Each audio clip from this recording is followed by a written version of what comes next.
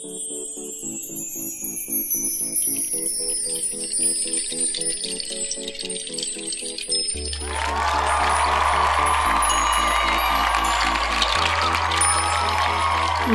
సహాయము చేయవాడను నేనే. యెషయా 41 అధ్యాయము 10వ వచనం.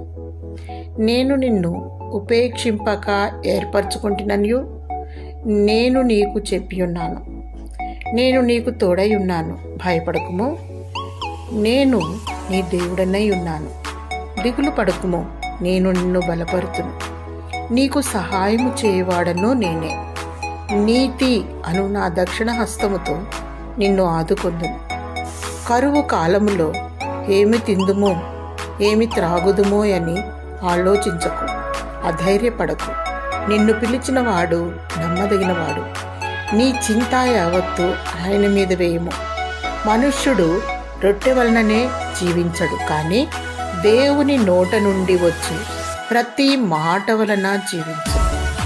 ఆయన నీతిని రాజ్యమును మొదట వెతుకుము, అప్పుడు అవన్నీ నీకు అనుగ్రహింపబడును.